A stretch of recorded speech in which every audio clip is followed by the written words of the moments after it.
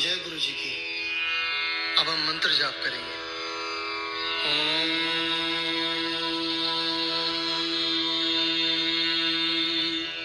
नमः शिवाय। शिव जी सदा सहाय।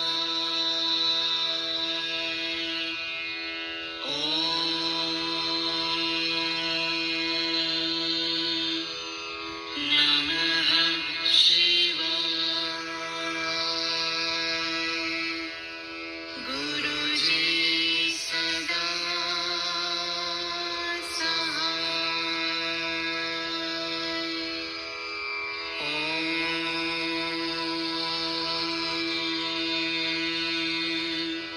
नमः शिवाय। शिव जी सदा सहाय।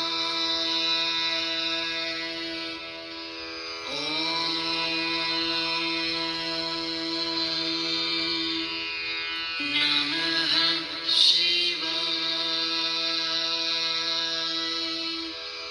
गुरुजी सदा सहाय।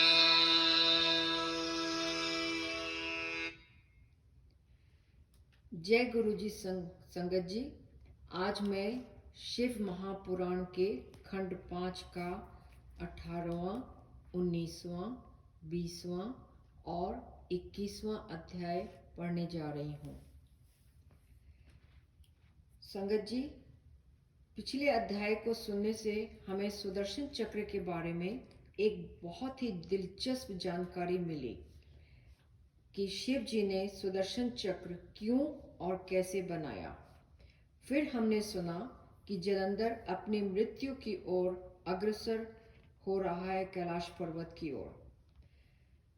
तो इसी से आगे बढ़ाएंगे हम कथा को, और आज हम जानेंगे कि कैसे जलंधर और शिव जी का युद्ध का वृत्तांत होगा, और साथ ही गिरजा के कहने पर विष्णु जी का जलंधर की पत्नी वृंदा को छल पूर्वक उसकी पतिव्रत को भंग किया उन्होंने कैसे। तो बहुत ही दिलचस्प कथा होने वाली है संगत जी, ध्यान से सुनिएगा। तो 18वां अध्याय अब मैं शुरू करूंगी। ओम नमः शिवाय। शिवजी सदा सहाय। ओम नमः शिवाय। गुरुजी सदा सहाय। ब्रह्मा जी ने कहा, हे नारद, शिव जी के गण उनकी आज्ञा पाकर जय शिव, जय मृत्युंजय कहते हुए प्रसन्नता पूर्वक गाते बजाते हुए दैत्य सेना से लड़ने को चल दिए। वहां पहुंचकर दोनों ओर से भयंकर मार काट शुरू हो गई, जिससे पृथ्वी कांपने लगी। दोनों ओर से हर प्रकार के शस्त्रों का प्रयोग किया गया। युद्ध स्थल अस्थि, मांस तथा रुधिर से पूर्ण हो गया। जो दैत्य गणों के हाथ मारे गए, उनको शुक्र ने पुनः जीवित कर दिया। जब गणों ने दैत्यों की सेना का वध किया, तो शुक्र जी ने उन्हें फिर जिला दिया। इसी प्रकार गणों ने अनेक बार दैत्यों का वध किया, परंतु शुक्र ने फिर उनको जीवित कर दिया। निदान गणों ने कोई उपाय न देख दुखी होकर शिव जी के पास जा सब वृतांत कह सुनाया और बोले कि अब हम दैत्यों से युद्ध न करेंगे, क्योंकि हम दैत्यों को मारने में असमर्थ हैं। हे शिव जी, यह काम आप स्वयं ही करें। गणों के मुख से ऐसे वचन सुनकर शिव जी क्रोधित होकर बोले, यह कार्य शुक्र मृत्युंजय मंत्र पाकर कर रहा है। अस्तु, उसी समय शिव जी के मुख से कृत्या नाम की एक स्त्री प्रकट हुई। उसका स्वरूप अत्यंत भयानक था। उसकी दाढ़ें बड़ी भयंकर पर्वत के समान थीं। ऐसे स्वरूप से प्रकट होकर वह शिव जी की सेना के साथ युद्ध स्थल में आई। वह महाभयंकर नाद करती हुई दैत्यों का भक्षण करने लगी। तब दैत्य उसके स्वरूप को देखकर तथा उसके पराक्रम से भयभीत होकर भागने लगे। इसके पश्चात कृत्या शुक्र को अपने गुप्त अंग में दबाकर उड़ गई तथा सबके देखते देखते आंखों से ओझल हो गई। शुक्र को कृत्या द्वारा उड़ा ले जाने पर दैत्य लोग बड़े भयभीत हुए और उनकी सेना में हाहाकार मच गया। उस समय वे इधर उधर भागने लगे। हे नारद, तब शिव जी के गण प्रसन्न होकर दैत्यों को चारों ओर से घेर कर सिंह के समान गर्जना करने लगे। दैत्य भागकर चारों ओर फैल गए। दैत्यों की यह दशा देखकर शुंभ, निशुंभ तथा कालनेमी तीनों सेनापति अत्यंत दृढ़ता के साथ गणों का सामना करने लगे। अंत में उन तीनों ने शिव जी के गणों को बहुत बुरी तरह से मारकर दुखी कर दिया, जिससे वह हार मानकर वहां से भाग चले। इतने में गणपति, नंदी, वीरभद्र आदि ने सब गणों को रोककर धैर्य देकर बुला लिया। फिर दोनों सेनाओं में युद्ध छिड़ गया।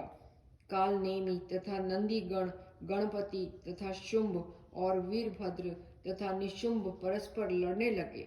वे सभी युद्ध भूमि में अपनी वीरता का प्रदर्शन करने लगे। वीरभद्र ने निशुंभ के हृदय में तीक्ष्ण बाण मारा, जिससे निशुंभ धरती पर गिर पड़ा।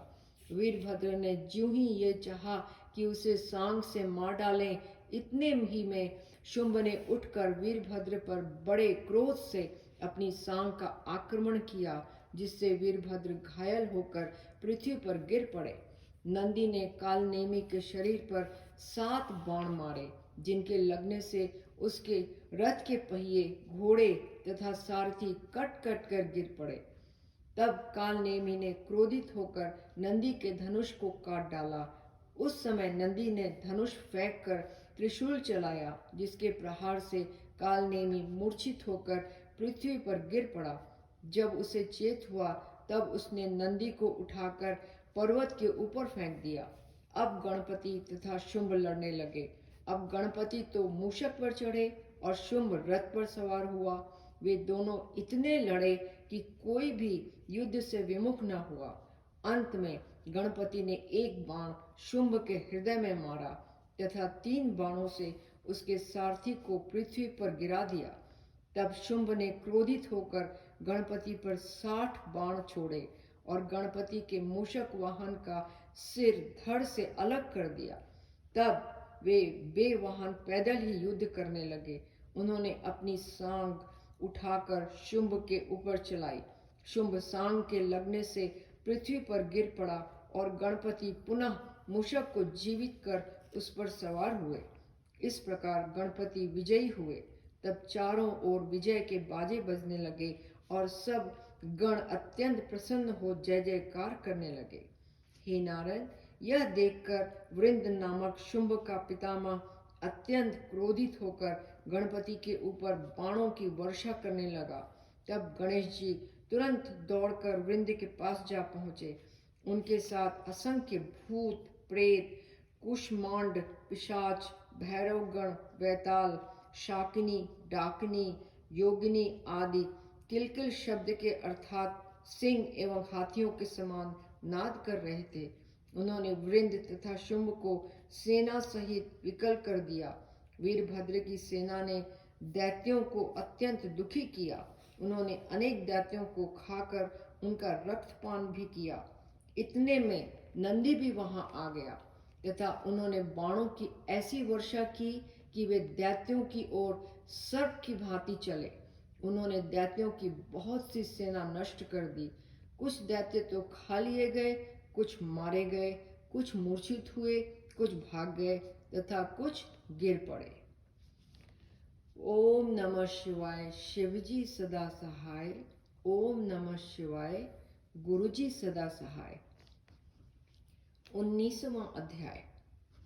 ब्रह्मा जी बोले, हे नारद, जलंधर अपनी सेना की ऐसी दुर्दशा देख क्रोध में भरकर रथ पर आरूढ़ हो कटक सहित गणों की ओर चल दिया। तब दैत्यों की सेना पुनः संभल कर युद्ध करने के लिए तैयार हुई। युद्ध के बाजे बजने लगे और दोनों सेनाओं में फिर घमासान युद्ध होने लगा। जलंधर ने आते ही बाणों की वर्षा की तथा 5-5 बाण गणपति और नंदी के तथा 20 बाण वीरभद्र के शरीर में मारकर सिंहनाद किया। उस समय वीरभद्र ने एक सांग जलंधर पर ऐसी चलाई कि उसके लगने से जलंधर मूर्छित होकर पृथ्वी पर गिर पड़ा। फिर उसने उठकर क्रोधित हो वीरभद्र के ऊपर अपनी गदा का प्रहार किया, जिससे वीरभद्र व्याकुल होकर पृथ्वी पर गिर पड़े। गणपति ने क्रोधित होकर अपनी सांग द्वारा जलंधर की गदा को काट डाला तथा 3 बाण जलंधर के हृदय में मारे। फिर 7 बाण चलाकर उसके रथ के घोड़े, ध्वजा, पताका तथा छत्र आदि को काट दिया। यह देखकर जलंधर ने अपनी सांग द्वारा गणपति को घायल कर दिया तथा दूसरे रथ पर चढ़कर वीरभद्र के पास जा पहुंचा और उनसे युद्ध करने लगा। तब वीरभद्र ने जलंधर का धनुष काटकर उसके मस्तक पर परीक से प्रहार किया। उस प्रहार से जलंधर पृथ्वी पर गिर पड़ा। थोड़ी देर बाद उसने सचेत होकर वीरभद्र के ऊपर परीक से ऐसा प्रहार किया कि वीरभद्र मूर्छित होकर पृथ्वी पर गिर पड़े। वीरभद्र की ऐसी दशा देखकर सब गण वहां से भागकर शिव जी के पास पहुंचे तथा उन्हें सब वृतांत सुनाकर बोले, हे शिव जी, दैत्यों ने अपनी भीषण मारकाट से हम सबको व्याकुल कर दिया है।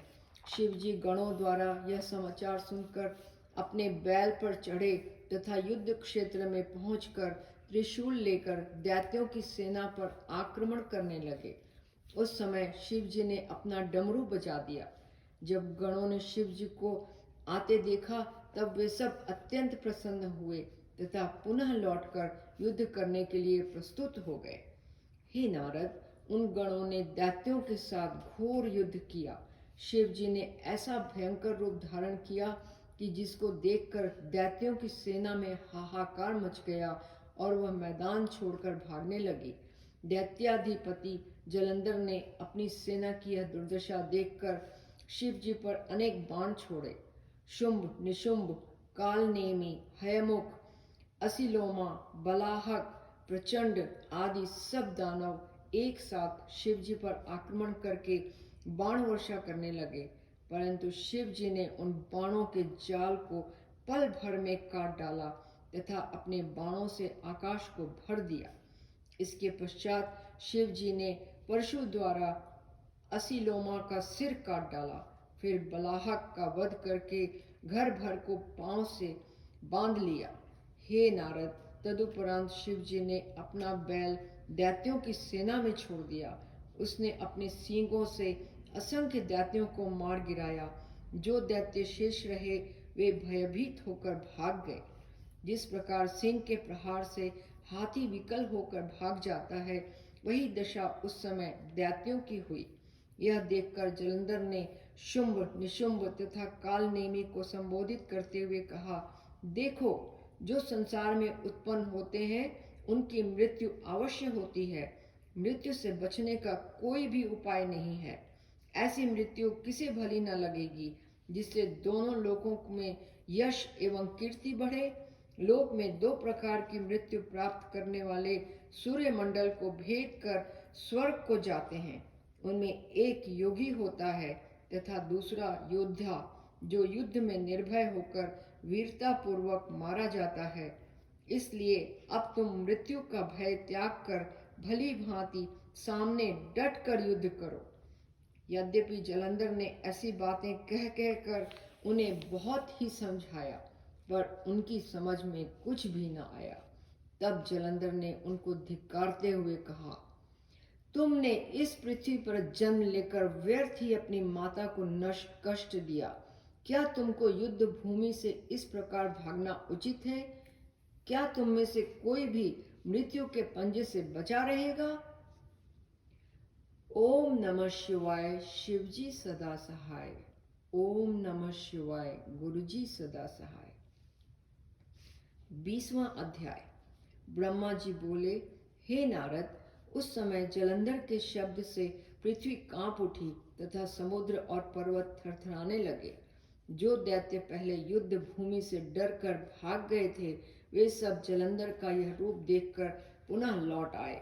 उस समय जलंधर ने शिव जी से कहा, हे शिव जी, मुझे प्रतीत हुआ कि तुम कुछ बल रखते हो, क्योंकि तुमने मेरे साथ युद्ध करने की इच्छा की है। यह कहकर उसने शिव जी के ऊपर एक भयानक बाण चलाया। उसे शिव जी ने बीच ही में काट डाला। फिर शिव जी ने सुगमता पूर्वक एक बाण चलाकर जलंधर के रथ, सारथी, घोड़े, धनुष आदि सबको नष्ट कर डाला। तब जलंधर ने शिव जी को मारने के लिए अपना घूंसा ताना तथा एक बाण छिपकर शिव जी को मारा। शिव जी ने यह देखकर अपने बाण से उसे एक कोस फेंक दिया। उस समय जलंधर ने सोचा कि शिव जी वास्तव में बहुत बलवान हैं। मैं उनसे इस प्रकार युद्ध करके विजय प्राप्त नहीं कर सकूंगा। अतः मुझे कोई ऐसी माया करनी चाहिए जिससे शिव जी मोहित हो जाएं। शिव जी को नाद बहुत प्रिय है, अस्तु उसी के द्वारा उनको मोहित किया जा सकता है।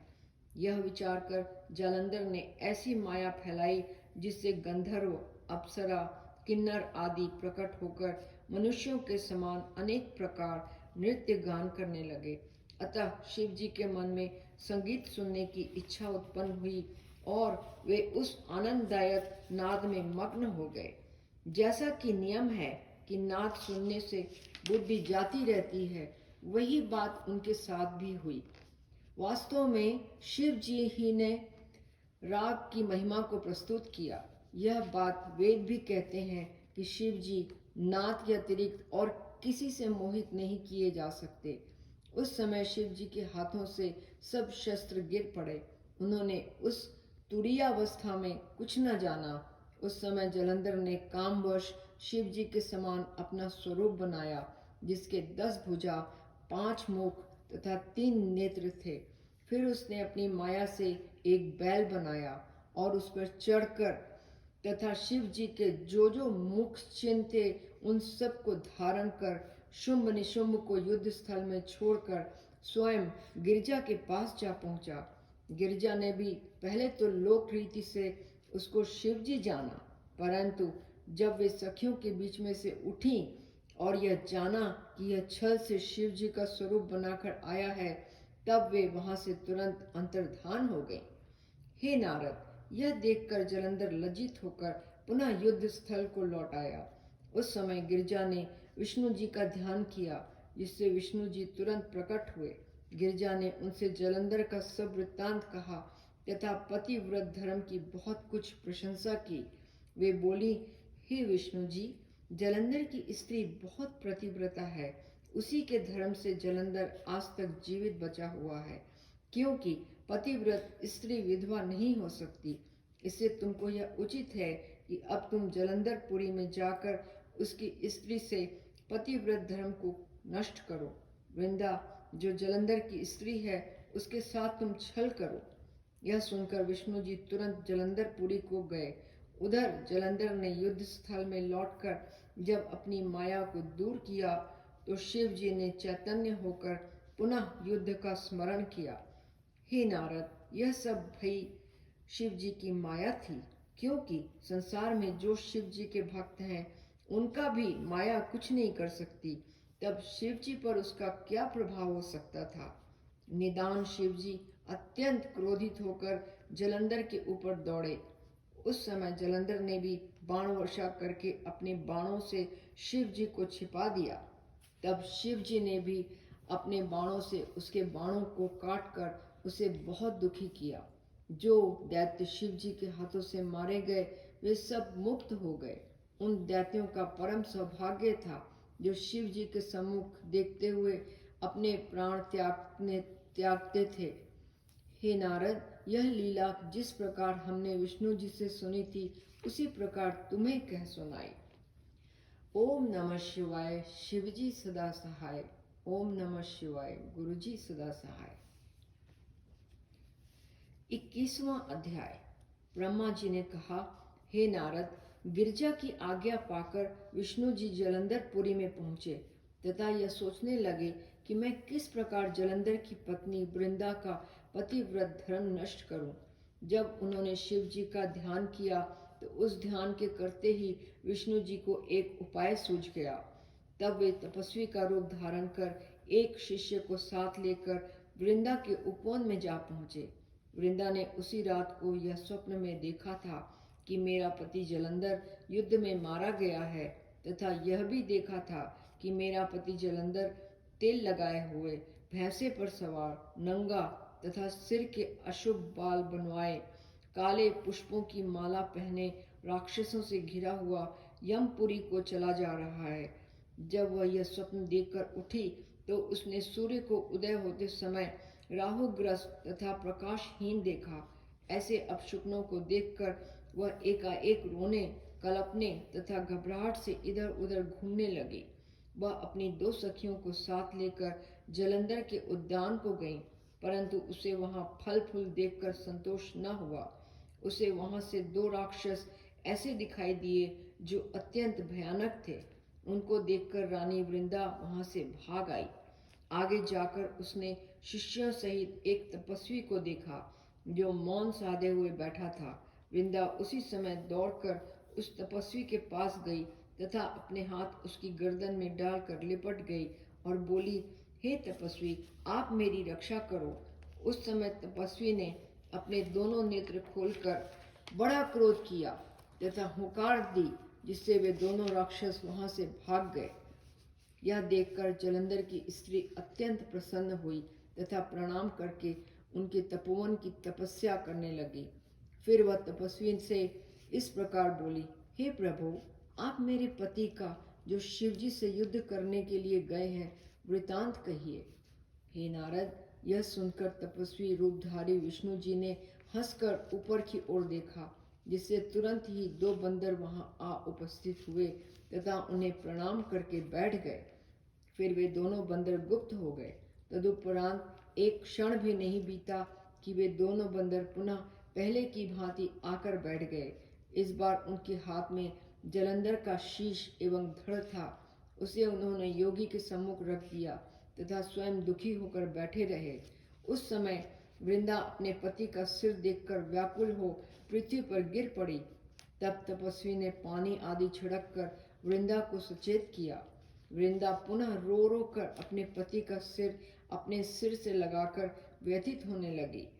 बोली, हे नाथ, मैंने तो आपसे शिव जी के साथ युद्ध करने के लिए पहले ही मना किया था, परंतु आपने मेरी बात नहीं मानी। इसी प्रकार वह अनेक बातें कह कह कर रोती रही। फिर तपस्वी से बोली, हे महाराज, आप मेरे ऊपर कृपा करके मेरे पति को जीवित कर दीजिए। मैं आपके प्रभाव को देख चुकी हूँ, इसलिए मुझे विश्वास है कि आप इस योग्य हैं कि मेरे पति को जीवित कर देंगे।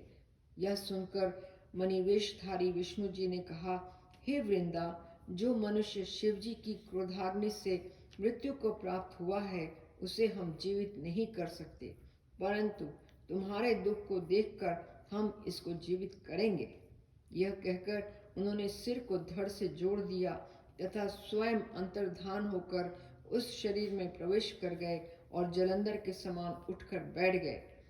तदुपरांत उन्होंने वृंदा को गले लगाया, परंतु वृंदा यह सब कुछ न समझ सकी और उसने बड़ी प्रसन्नता पूर्वक उनके साथ सहवास करके अपना धर्म नष्ट कर दिया। जब वह उत्तम रीति से विहार कर चुकी, तब विष्णु जी ने अपना शरीर प्रकट कर दिया।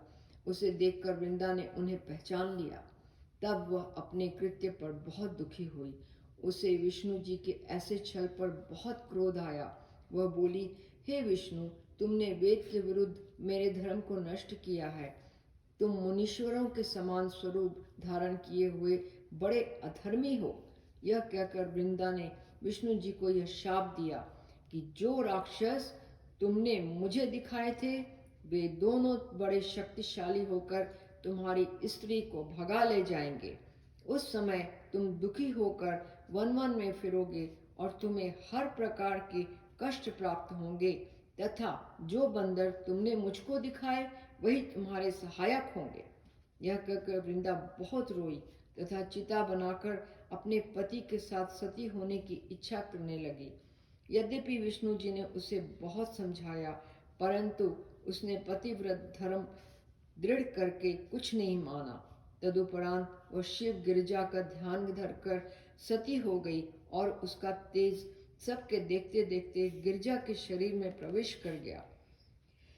हे नारद, विष्णु जी की यह दशा देखकर बारंबार पछताते हुए उसकी सुंदरता के स्मरण में दुखी हुए तथा उसकी चिता की भस्म को अपने शरीर में मलकर उसी स्थान पर वास करने लगे। उनकी यह दशा देखकर देवता तथा सिद्ध उनके निकट जा पहुँचे और विष्णु जी को बड़े बड़े इतिहास तथा दृष्टांत सुनाकर समझाने लगे कि आप तो स्वयं हर समय धर्म का पालन करने वाले रहे हैं। अब आप यहाँ से चलिए तथा अपने वैकुंठ लोक में विहार कीजिए। जो पाप आपसे दुर्भाग्यवश हुआ है वह सब शिव जी की कृपा से नष्ट हो जाएगा। आप किसी प्रकार का दुख मत कीजिए तथा यहाँ से अपने स्थान को चलिए। आप हमें इन शब्दों के लिए क्षमा करें क्योंकि हम तुच्छ आपको समझा रहे हैं। उन लोगों की इस प्रकार समझाने पर भी विष्णु जी ने किसी को कोई उत्तर नहीं दिया तथा उसी प्रकार शोक में बैठे रहे। हे नारद, शिव जी की माया बड़ी विचित्र है और सब उसी के अधीन रहते हैं। ओम नमः शिवाय, शिव जी सदा सहाय। ओम नमः शिवाय, गुरु जी सदा सहाय। संगत जी, आज की रीडिंग यहीं समाप्त होती है और अगली रीडिंग संडे सुबह 8 बजे होगी। जय गुरु जी। शुक्राना गुरु जी। जय संगत जी।